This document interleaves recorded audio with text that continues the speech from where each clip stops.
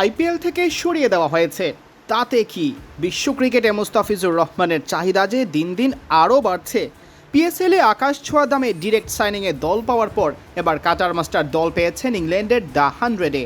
বাংলাদেশের ইতিহাসের প্রথম ক্রিকেটার হিসেবে তিনি দল পেলেন এই জনপ্রিয় টুর্নামেন্টে।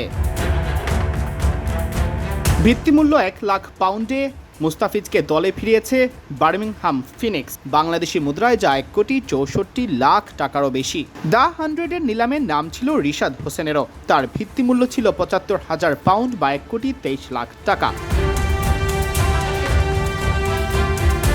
এছাড়া নাম দিয়েছিলেন আরও 21 ক্রিকেটার, যদিও চূড়ান্ত তালিকায় এই 21 জনের জায়গা হয়নি। তারা হলেন নাসুম আহমেদ, তাসকিন আহমেদ, জাকের আলী অনিক, লিটন দাস, মেহেদি হাসান মিরাজ, শেখ মেহেদি হাসান, সাইফ হাসান, তানজিদ হাসান তামিম, তানজিম হাসান সাকিব, তাওহিদ হৃদয়, শামীম হোসেন পাটোয়ারি, পারভেজ হোসেন ইমন।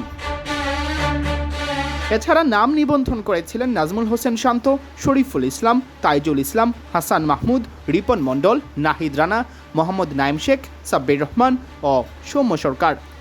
তাদের প্রত্যেকেরই ভিত্তিমূল্য দেওয়া ছিল 31,000 পাউন্ড, যা বাংলাদেশি মুদ্রায় 38 লাখ টাকার মতো। শেষ পর্যন্ত ফ্র্যাঞ্চাইজিদের আগ্রহের ভিত্তিতে চূড়ান্ত তালিকায় জায়গা হয় মুস্তাফিজ ও রিশাদের। মুস্তাফিজ অবশ্য দল পেলেন দ্য 100-এ, যা প্রথম কোনো বাংলাদেশির দল পাওয়ার নজির। সবকিছু ঠিকঠাক থাকলে আগামী 21 জুলাই শুরু হবে দ্য 100-এর এবারের আসর। 25 দিনের টুর্নামেন্ট শেষ হবে আগস্টের 16 তারিখ।